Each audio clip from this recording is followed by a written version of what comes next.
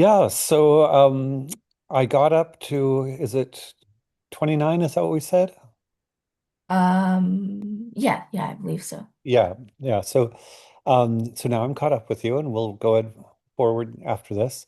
Um I'm curious stylistically, do you enjoy Dickens style more or Austen style more or both or neither? How would you categorize that? Um, I don't have a preference. I think they're both not. Uh, I don't know. I enjoy both. I don't think I have like grudges against either one. With grudges is harsh. Uh, Yeah. but it sounded as if you enjoyed Pride and Prejudice more than Emma. Yes. Yeah. Well, just because. Okay, I would say that I did, but Emma's storyline was great. But I really enjoyed the story of Pride and Prejudice because it was like just satisfying how everything turned out. Got it. Well, here, I don't know. I guess part of what I'm wondering is I think it's true that Dickens was one of the first people in Britain to really write about how rough life is. So, in some ways, I'm interested in the juxtaposition of, Jane Austen's world is all, well, first, you can imagine we were sort of talking about how everybody there is uh, eager to marry up. Yeah. And it's not clear how far they could fall, but you could see how if you fell far, it would be horrifying. If, socially, in terms of social status and money and so forth, falling far could be horrible. Um, and so I think Dickens is the first, there was this general sense you wanted to be well positioned in Jane Austen society. But here we kind of see how bad things can be. And I guess I'm wondering, uh, do you think it's useful to portray how bad things can be like this? Or why? I guess part of it is forget style of Dickens versus Austen. Are you more interested in the kind of a marrying up sort of theme of Austen or the gosh, how horrible it can be on in the underbelly of London and Dickens, or both are equal? That's a good question. I'm not sure which one I enjoy reading about more, but I definitely think that it's good to see both sides. Um, I couldn't really I've never been in either of the situations, so it's fun to read about. But if you were only in some place like Pride and Prejudice and you were reading Oliver Twist, which might not happen just because of the timeline, then that would be interesting. And the same is I think the same would happen vice versa. Hmm. But I think that reading about balls and gowns and marriages and carriages are is interesting just because I've never like seen that before, but I enjoy reading both. Hmm. And then it sounds as if, would you say what percentage of your recreational reading is fantasy? Is it like 80%, 90%, 100%, 50%? Um, Up until maybe last year, it was about a good 80 to 90%. Got it. What what But yeah. what non-fantasy were you reading? Okay, well, f first, what counts as non-fantasy, just so I can, I'm not I don't sure. know. I'm not sure. Okay. When I describe books as fantasy, I mean more like it's set in a world, like a different world, I guess. Fair enough. That's a good description. And so, right, what were the things that were not set in a different world? Well, I did read the Iliad a little bit on my own. That was one. Um, and then a bunch of books that aren't very I don't know the titles, but I did read a bunch of books that were like Oliver Twist in the same or with the fact that they were about like fiction stories, but they were set in the real human world, I guess. Got it. Got it. But yeah. And then in the last year, you've read more. Is that primarily because we did the Odyssey and Jane Austen, or were you reading other things in as it were, the real world? Primarily because of us reading together. Got it. Okay. I've always, if I ever read recreationally, like outside of school and in school, I do, I have to read like articles and like short stories that are set. non-fantasy like. But I've always enjoyed reading about like uh other world fantasy type books. But I think going into like Dickens and Austen now is really interesting because I'm a little older and I can appreciate it. Got it. As you know, I'm very big on reading. I was a huge reader when I was your age, and I'm a huge reader today. So I'm all for reading. And my perception is, because I do work a lot with teens, that most of the teens, not all, but probably I'll say 80 to 90% of the teens I know who read a lot usually read fantasy. It feels like it's the most popular genre among young people today. And so I guess then my question is, given that, and there's nothing, again, I'm all for reading fantasy. I loved Tolkien back in the day and so forth.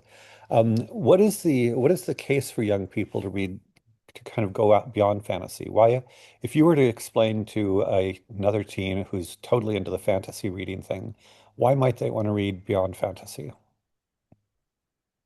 Um, I would say I would tell them that it's interesting to read about different scenario. I mean, for me, it's interesting to read about different scenarios in our own world. That one that I'm more familiar with, and what's fun about it is you can read books that go back in time. So like what this period was like, what this period was like. Hmm. Even like for example, I just thought of this like Island of the Blue Dolphins. That's like based on a true story, and that's like something I would never experience. Hmm. So that's like almost fantasy kind of, except set in the real world with like Hmm. real people. That's a good example. And so you would say that although fantasy is enjoyable, there's something satisfying, perhaps, about reading about things that have happened in the real world, or fiction set in the real world. So you get a sense, perhaps, for the range of experience in the real world. Yeah, yeah, that's a good way of saying it. Okay. And then, you mentioned last time, and I agree that there are people today who probably, young children who probably have lives as rough as Oliver Twist. Certainly in Africa and Asia and so forth, I'm sure in Latin America, and some, in the US, sadly.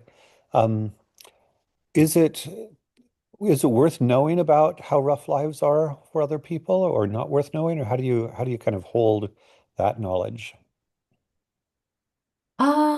I think it is because for me, I kind of live in a bubble and I don't like go on the news or anything. They show all kinds of bad stuff, but I don't really watch it, so I don't really know if they showcase stuff like that. I don't really know what it's like. Mhm. And everyone I know and am surrounded with is just as privileged as me. So I think even though it's fiction, reading about things that could happen is interesting and maybe educational in a way, but I wouldn't say that. But yeah, I think so. So why, again, suppose you're persuading a teen to consider um, reading about either Oliver Twist. Well, actually, what is the case you would make to a teen for reading Oliver Twist? If you were gonna, or would you try to persuade somebody to try it or not? And if so, if you were gonna make a case, what's the case you would make to another teen to read Oliver Twist? Yeah, I would. I mean, I would say that. I mean, I would say it's interesting. I would say that it's happening all over the world, and also just appeal to them and say that it's got big plot twists and stuff like that. Hmm. And it makes you mad, and the characters are good, and oh, there's this one character that I like. Hmm. I would say the plot twists, that's classic Dickens. By the way, you know what a cliffhanger is. Yes, for sure. So most of Dickens' books, maybe all of them, but certainly this one was written as kind of, I think, a weekly serial, sort of like a magazine. And so it was not originally Oh, published interesting. as a book, right? It was written kind of and people would buy the weekly thing. And so part of the whole history of the cliffhanger, and the thing where Dickens was super effective, is in order to get you to buy the next one, he would try to end each chapter with oh my gosh, what's going to happen next? Sort of thing. Interesting. And so you Oh, I could, didn't know that. yeah, you can sort of see almost the business case, so to speak, for having these plot twists. And in some ways, would you say that Jane Austen did that a little bit or not at all? Or to what extent would you say she was doing that? I think it depends on the area, or I mean, the part of the book you were on. think maybe in the beginning, just talking about maybe like Pride and Prejudice. In the beginning, it was mostly talking and balls and stuff like that.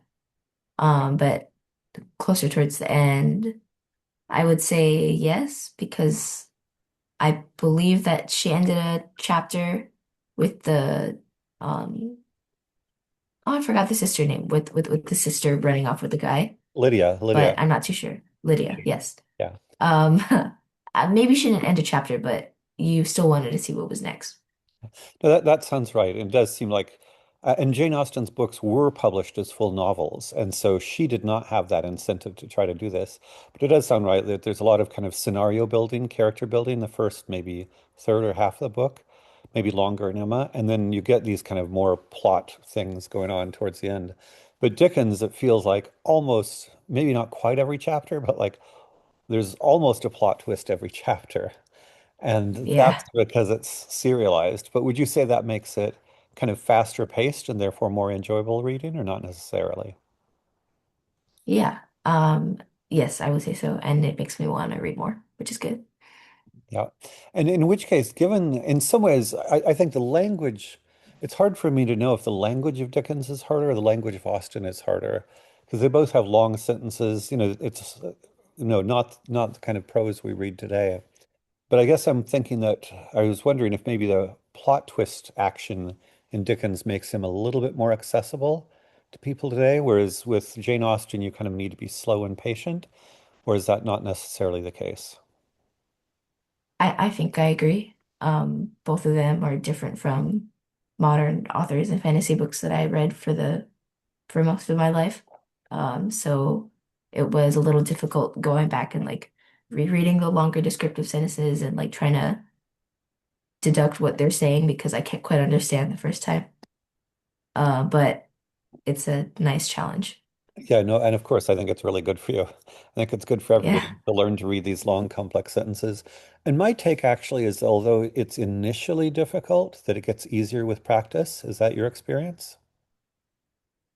For me, not yet, but maybe a little later. Did Austen get easier over time? Over time, especially as we like got to the ends of the books, because that's when it was interesting. But um, I think overall, my old writing style of reading has to get a little better. Yeah, no, it does take practice. By the way, just for the SAT, I recommend teens read a lot of classic novels because the language is so much more complex, the sentences are so much more complex. Um, you know, and I would say hang in there. I think it does get easier. It's a little bit like learning a foreign language. How are your foreign languages coming, by the way? Are you still cultivating those? I'm taking a high school credit class, so Spanish, so I don't have to take it senior year, but yeah, so Spanish class. Would you say your Spanish is getting better? Un poquito, Un a little poquito. bit. There we go. But yeah, I think it's a little bit like learning a language. You learn the style, and of course, Austen and Dickens' style are different. But yeah, let's see if gradually it becomes easier to kind of enter their worlds. Um, Anything else you want to say about Dickens or Austen? Nothing other than that. I'm enjoying it. Okay. Yeah, we'll set a target. I don't know. I don't I forget how many chapters there are total, but we via WhatsApp, let's set a target for next Sunday. I'm thinking 10 to 15 chapters, something like that. Does that sound good? Okay. All Yeah, right. sounds good. Have a good week. Happy Easter. Thank you. Yep. Happy Bye-bye. Easter. See you soon.